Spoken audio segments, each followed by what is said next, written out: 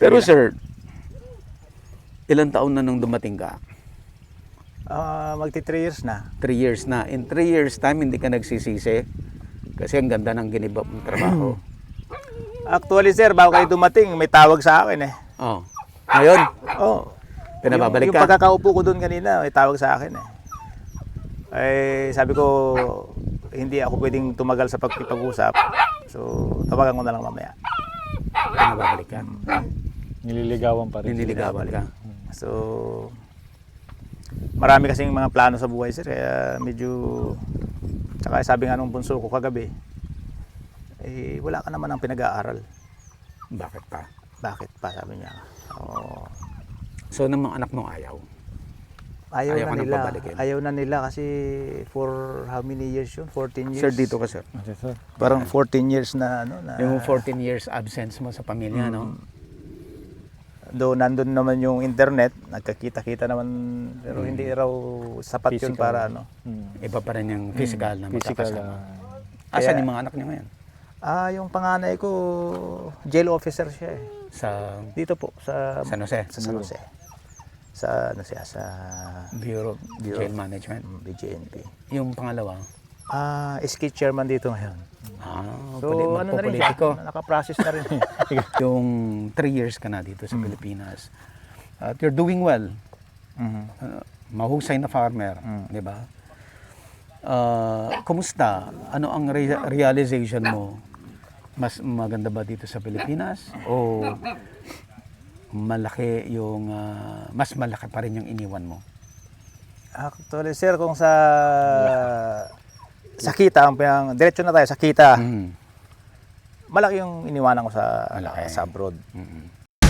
Gusto mo bang matuto ng agribusiness, crops, livestock and poultry, aquaculture, at ma-inspire sa mga success stories? Agribusiness How It Works! As a YouTube channel, Agribusiness features entrepreneurs, farmers, organizations, OFWs, investors. However, beyond our usual content and official endorsements, Agribusiness does not engage in other business dealings with them. While our viewers and featured individuals and entities may choose to pursue business deals with each other on their own, we encourage them to be cautious in doing so. Ngayon, yung mga advantages naman dito, na nandito na ako, kasama ko na yung pamilya ko. Tapos, sa health ko, kasi na-exercise ako eh. So, nag-hand tractor ako dyan, pagka yung lalong magang-umaga. So, parang, Ambience. so, tapos, nalilibang din ako kasi kailangan mo rin gumamit ng, ng tamang pagpaplano. Kasi doon sa abroad, yun ang mga disadvantage naman doon. Lagi kang, pagdating mo ng bahay, Puro ano lang, Wala na. paperwork. tapos computer. So, Dito mapapa... yung katawan hindi na trabaho. masyadong... Lagi akong sakitin nung nandun ako sa abroad, sir. Talaga. Stress. Sa trabaho. Anong kinaka-stress sa trabaho? Actually, sir, yung trabaho ko doon sa Australia, doon maganda ang kita, pero talagang stressful. Kasi nakontrata ko ang isang department ng Australia, especially sa Brisbane. Kami ang nag-maintain ng mga sasakyan ng mga nasa gobyerno. 700 cars. So, sa isang araw, kailangan namin ma-change oil 15 sasakyan. Ganun. Tapos yung may mga trouble sa kalsada, kailangang puntahan mo yan kahit na 10 oras ng gabi. Kaya stressful. Nung nakabalik na ako dito, high blood ako doon lagi. Nung nakabalik ako dito, normal. Yun yung advantages nung nandito na ako. So, Buti na lang kasi nga wala ka ng pag-aaralin. yun. Kaya pwede na. Totoo yan, sir. Oo. Ito nga, sabi ko nga sa iyo, katatawag lang kanina. Sabi ko, hindi mo na, mag-iisip muna ako. Depende pa rin sa offer. Kung idodouble nila yung offer nung nakaraan, bakit hindi? Baka ma-attempt. Diba? Oo. Baka doble naman ang stress. Siguro hindi na kasi ang inano ko, consultant na lang. Ayoko na nung nasa battleground ako. Decision na lang, decision making. Nasa taas na lang, wala na ano. Kasi ayoko na rin nung nasa ground. Mahirap yung nasa ground. Parang sundalo ka na, Legwork. ikaw nakaharap sa... Ilang taong ka na ba, Sir Bong? Sir, Bata pa. lagay ko mas batanda ako sa'yo, sir. Mga ilang taong ka? 50? Going to 55 ako sa Mayo. Mas matanda ako. Magpi-56 ako sa June. Bata pa. Bata pa. Magbablog na lang din ako. Oo. Nakakabata. Oo, nakakabata yun. Nagbablog ka na po. Okay, going back dito sa onion, sir. Yes, sir, yes, sir. Ano pa ang importante na kailangan na malaman ng isang farmer para mag-succeed sa onion farming? So, kailangan mapaganda muna yung punla. Punla. So, yun ang tinatawag na ayun ang critical part kasi kailangan tulad ng panahon natin ngayon, hindi naman na talaga, wala mo na masasabing tag-araw, tag-ulan ngayon eh. Wala na yung tinatawag na timing. Wala na talaga. Wala na. So, pagalingan na lang talaga kung paano mo i-coveran yung tanim mo, yung punla mo para makalusot. So, In short, dahil wala ng tamang panahon, ikaw na ngayon ang mag-innovate para magkaroon ka ng magandang seedling. yes, sir. Yes, sir. Kung ano nga sir yung punla ko nung talagang maraming maraming pumunta diyan, tiningnan kung paano ko siya pinalaki. Kasi October eh. So nag-okay naman. So pag may maganda ng punla mo, ibig sabihin maluwang yung tataniman mo kasi maganda yung punla mo eh. So nandun na yung possibility na maganda maging ani mo. Palakin mo na lang ng maayos. Sundan mo yung tamang timing ng pagpapatubig, pag-aabono. At saka sabi mo yung tamang land prep. Yun lang preparation, yung kailangan. Pinaka-importante rin Importante yun. talaga, sir. Importante. Kasi nga, So ang tamang land prep ay una yung sinabi nyo, ginagamitan nyo ng trailing harrow, yung trailing squadron. harrow. Oo, para malalim Mas yung malalim. bukal. 6 to 8 inches kasi ang baon nun, sir eh. Okay. Ang rotobait lang, sa 4 inches to 5 inches lang. Doble. Mm. So after nun, rotivator. Rotobator. Tapos hand tractor na siya para Then hand tractor leveling para na siya. pulbos na. Saka Pulbos leveling na. na yun, sir. Leveling na. At kailan ka po magle-layout? Yun na, sir. Siguro mga 15 days na yung punla mo, kailangan mo nang lagyan ng Mag-layout layout ka ng na. mga kanal para mapaganda mo yung pag-layout. Pero pag nag-layout ka, pulbos na yung lupa. Pulbos na, sir.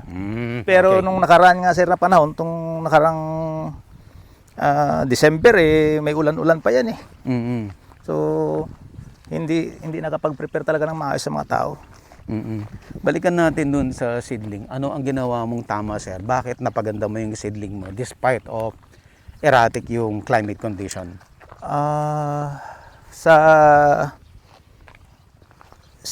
punla kasi, sir, ng sibuyas, talagang yan sa ulan.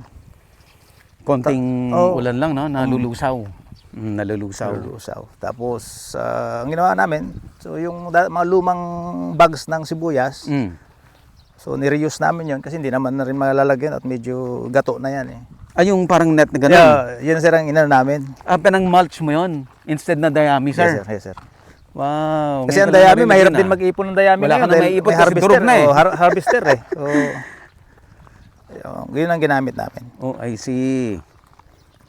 Tapos, Malaking tulong yun. malaking tulong, sir. Paano mo naisip yun? Saan mo nakita yung idea na pwedeng gamitin yung used bag ng onion? kasi, alam mo, sir, yung mga sunshade natin na mga net na in-order sa online, sabi ko, parehas din yun. lang texture niyan, parehas lang ako yan eh. Kaya lang matatrabaho talaga, sir. At saka yung mga yung wire natin, yung sampayan ng damit, yun ang ginamit kong pinaka-holder niya para hindi siya sumayad Sayad sa lupa. nakasayad sa mismong punla, sir. Sa mismo, so na, Para tuloy-tuloy yung paglaki ng punla, nakaangat pa siya doon sa loob. nakaangat siya. Para siyang naka-elevate konti. Mga ilang inches yan ang taas niya. Siguro 4 inches, 5 inches. So parang naka-nursery, sir. Yes, sir. Okay. Tulad ngayon, sir, parang ikot tayo dun sa may pinagpunlaan ko. Sa Sige, sir. sobrang init ng panahon. Hindi ko lang alam kung ano pa yung temperature, mayroong nagre-reading pa ng temperature dito sa San Jose. Sa sobrang init ng sir, yung punla kong sibuyas na bago, talagang Nasunog? dinaon talaga niya. Mabuti nga nakita ko nung bandang huli, sabi ko tubig pala ang kailangan ito. Every 3 days, tinutubigan. Nakasurvive? Mayroong nakasurvive naman, sir. Sakto rin siguro dito sa Tatamnan naka-prepare. ulit. Okay, sir. So going back, naka-layout ka na, gagawa kayo ng kanal. Ano yung kanal mo? May primary, may secondary. Ano yung direction ng kanal para maiwasan mo magbaha doon sa bawat pinita? Ayun.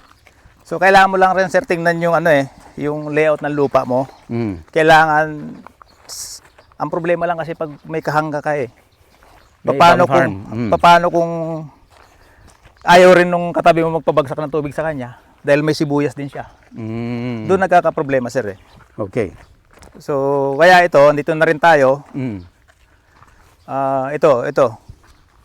Itong catchment na ito, sir.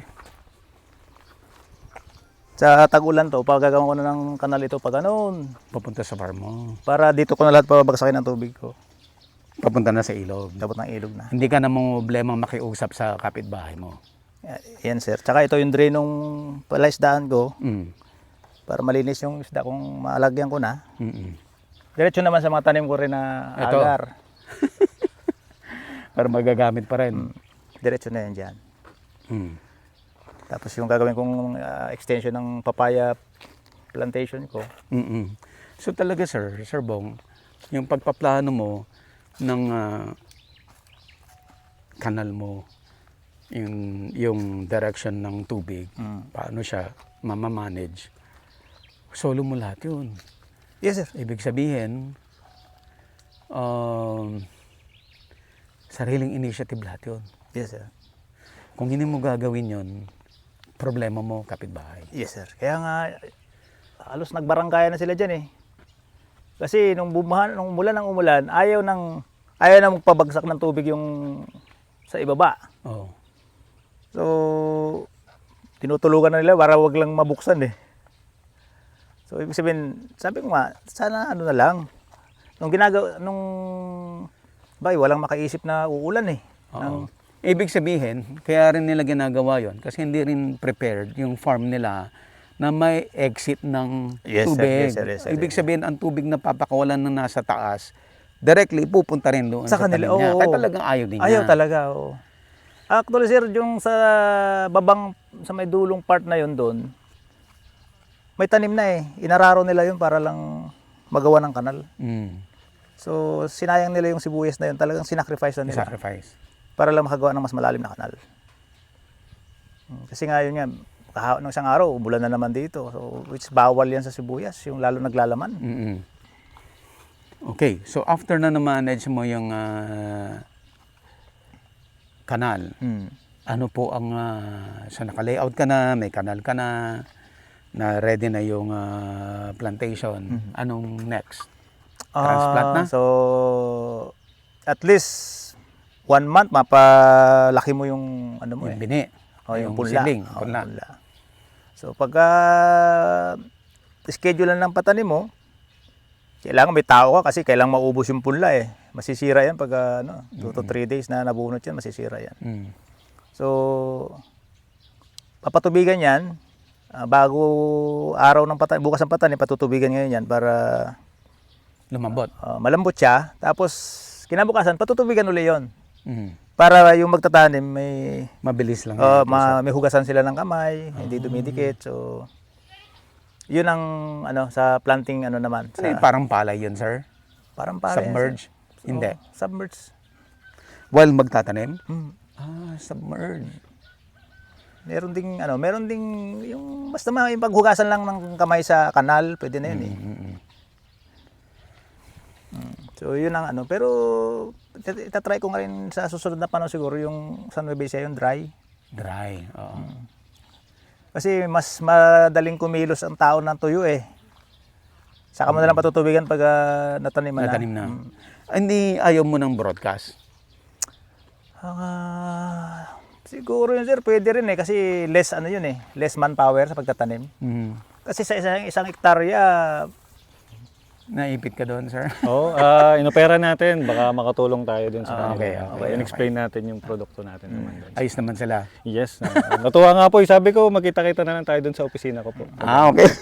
Andito lang kami kung kailangan niyo po ng puhunan. Sabi ko. Okay. Yan sir, going back. So, asan na tayo ulit? Yun sa ano, yun direct. Mm. Mayroong yung kapatid ko, nagda-direct siya pero hindi niya makuha ang tamang ani. Hindi niya makuha. Iba kasi talaga sir. Kahit sa palay naman mag-direct ka sa palay, hindi rin Iba makuha rin, ang tamang. Ngayon, yung, di ba may mga maliliit na, yung gano'n, yung transplanter, yung maliliit, yung lalagyan mo ng, yung buto ilalagay mo. Yun sir. Tapos, Tutulak. tutulak mo, tapos itatanim na niya. Ayaw mo yon. Actually, nakaplano na ako sir eh. Bibili ako eh. Gagawin mo yan. Tulad yan, gusto kong palayan yan. Mm. Taniman ko siya, saka siya patubigan. Tutubo na yung palay nun. Mm. Sa ako na siya kontrol yung damo. At least equally distributed kaysa doon sa sabog. Sa sabog kasi, tsaka yun nakabaon, hindi makakuha ng ibon. Pero sa onion kasi, gagawa ka ng bed. Nakabed yun eh. Med seed. It's either single bed or double. Parang ganun yan eh. Parang marami yung babagsakan niya. Isang ganun mo, isang bed na yun. May nakita ko sir eh, isang post ng na meron din silang machine na para doon. 2 rows naman siya. Pag 2 tinulak rows. mo dalawa. Mm. Kaya lang sir, yung buto ng nagagamitin mo, galing din Mm. na special yung pagkakagawa. Di ba? Linakihan nila siguro. Nilakihan, sir. Linakihan. Parang munggo. Oo.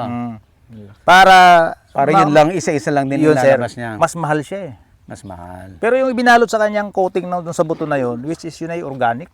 Oo. Parang pataba na rin niya, dala-dala niya. Sabi nila, kompleto na yun. May fungicide na yun, may fertilizer na. Sabi ko, all in one, sabi ko wala pa ditong mabibili nun eh. Pero siguro pagka pwede kang mag-email sa kanila o mag-send ng message. So pinopromote na nila rin yun. Kasi nga, Yun nga lang mahal. ano talaga mahal talaga sir? Yung buto. Buto. Parang nasa 5,000 mahigit. Sa Pero sulit ba? Pag yun ang ginawa. kasi maliles ka ng manpower sa pagtatanim eh. Ililipat mo lang yung manpower mo doon sa ano. Mabawasan. Oo. So, kasi Kumita lang si na malaki. sa isang hektarya naman sir kasi, pagka sa isang hektarya, nasa 8 cans yan eh. 8 cans to 10 cans pag maganda, 8 cans. Pag maximum na hindi medyo nagka-problema ang punla, 10 cans yan sa isang hektarya. So, ang isang cans naman ay 7 to 8 person na magtatanim. So, parang 80 people, 80 person ang magtatanim sa isang hektarya. Ang laki rin ng nabawas mo. Kaya nga sir eh. Sobra. Malaki. 80 times 300 ka mo, 300. 24,000. Versus doon sa Versus doon laki. sa- malaking In bagay, fairness oo. naman. Oo. Okay sir, regardless kung direct seeding gamit ang transplanter, seed transplanter or manual transplanting ng punla. Okay. Ano ang next na gagawin natin? Transplant na. Transplant na sir. Oo. Ano ang crucial doon sa transplant? Yun nga sir,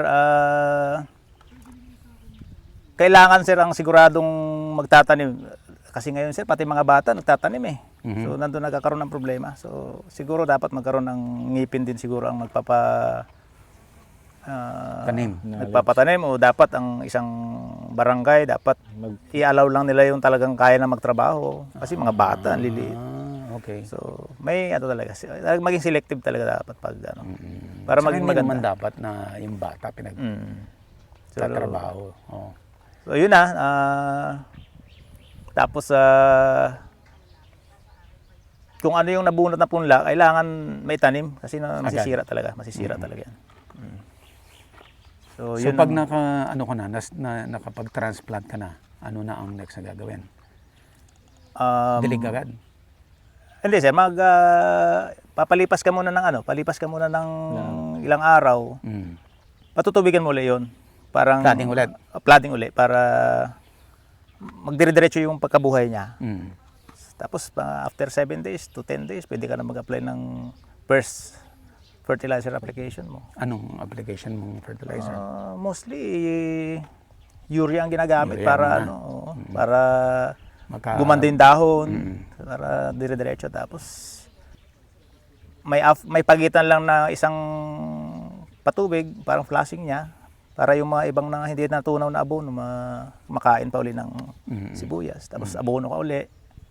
After ilang days? Depende sir sa ano, depende sa lupa kung ilang days yung kasi depende nga sa lupa yung pagpapatubig sir. Okay.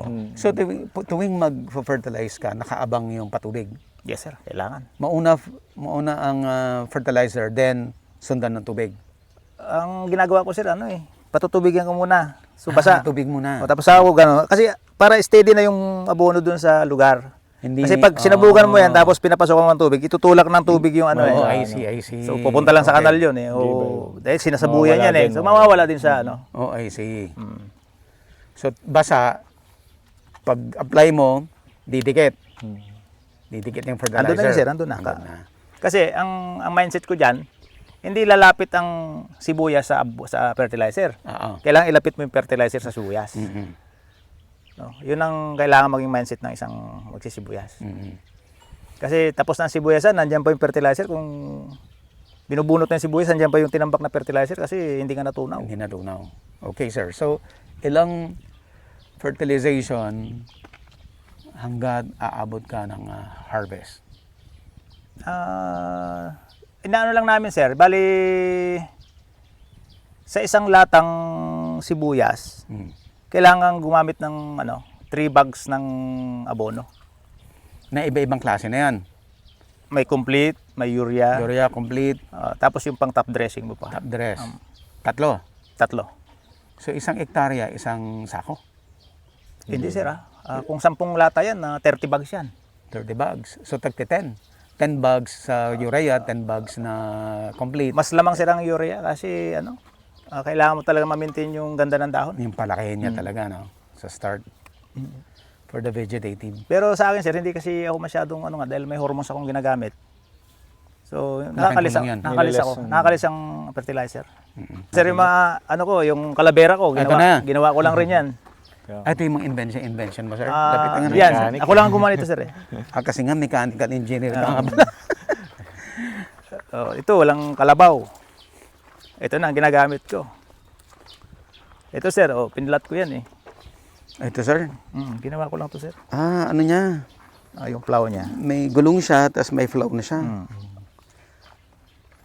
Puro from scrap yan sir. Kasi yung flywheel ng makina na sira yan Para weight na niya.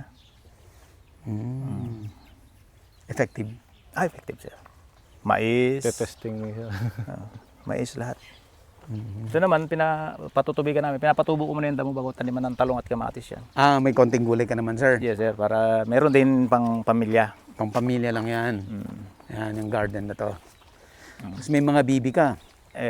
Pinaparami ko nga sir at ng kung makabalik ka rito, di mag-adobo tayo ng Adobo. bibi. O kaya yung ginataan, sir. Ay, yun na sir, talagang Okay, sir. Yun nga, natapos na natin yung fertilization. Ano pa yung mga, insecticide, pesticide. Di ba magastos sa ganun?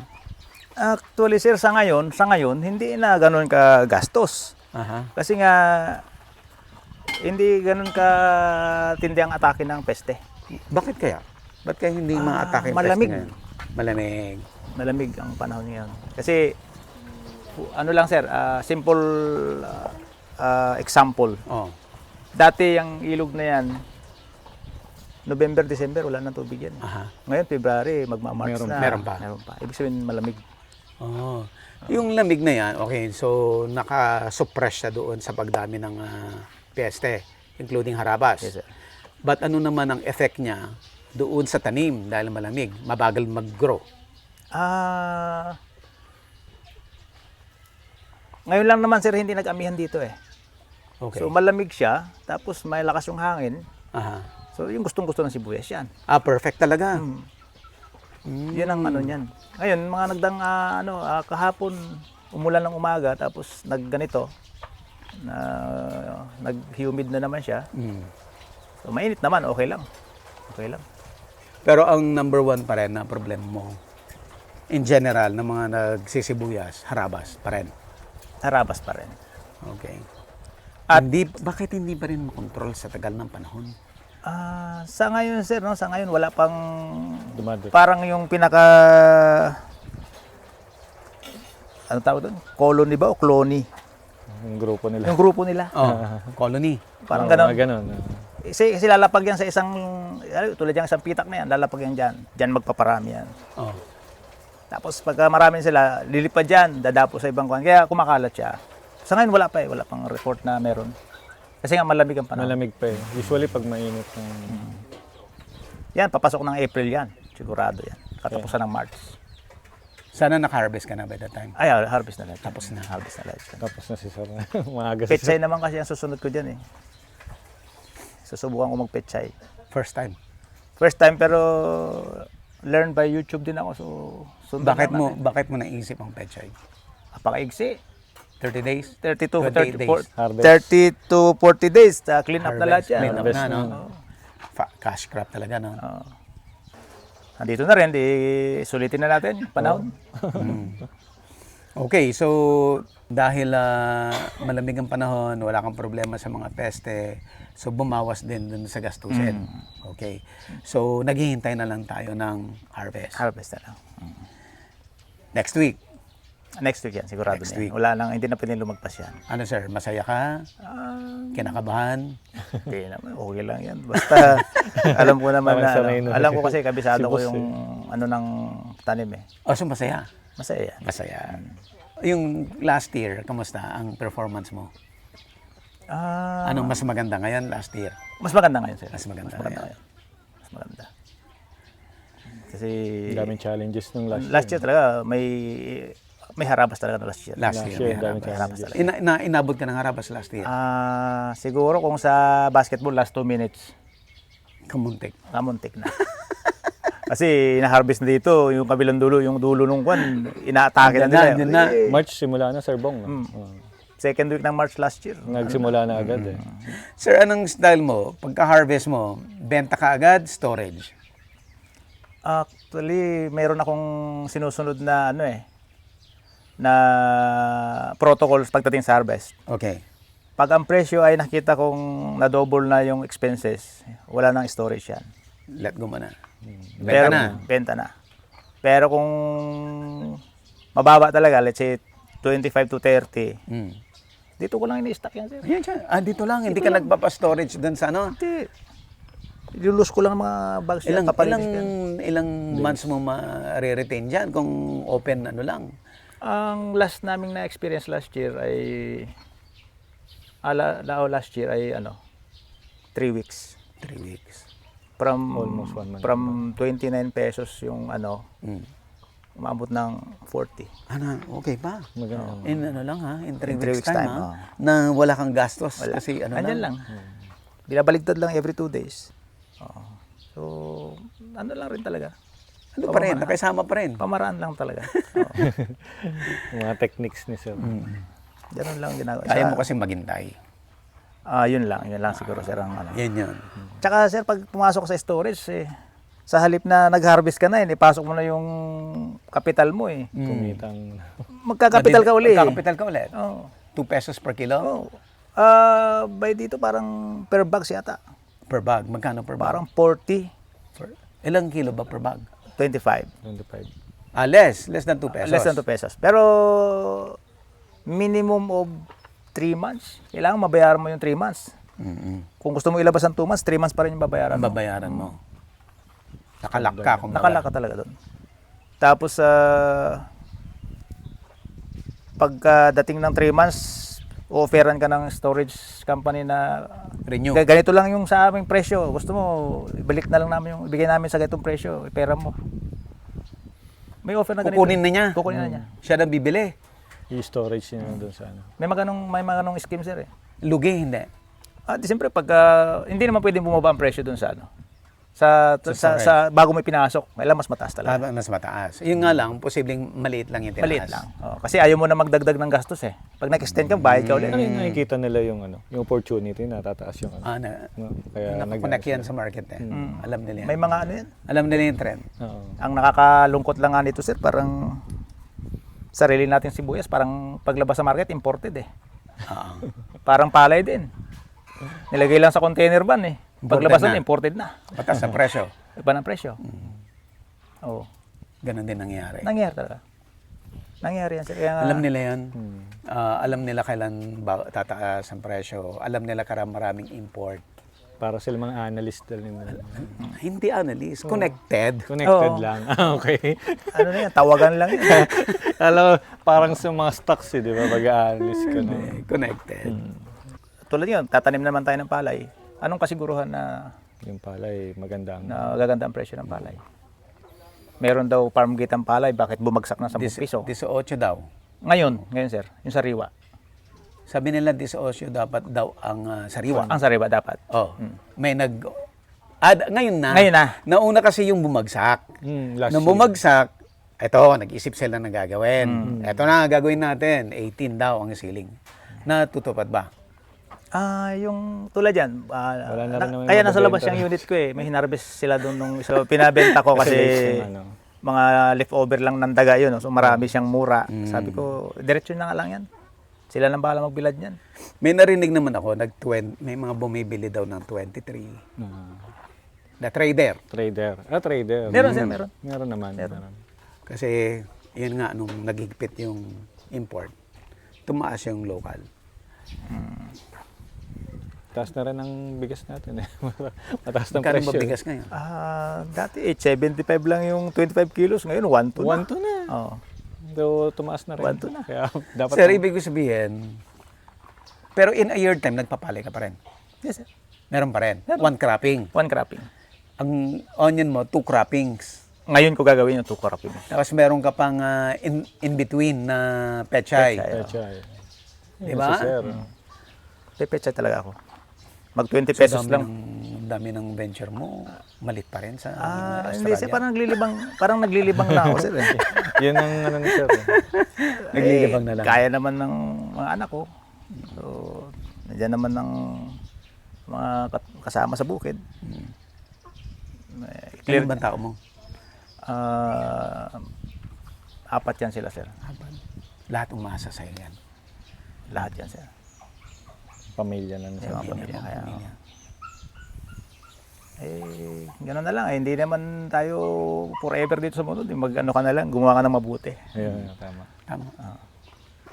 Kaya, Makakagawa ka ng mabuti kung marami kang pera. No? totoo yan, sir. Ayun naman. Pero kung wala kang pera, paano ka makakagawa?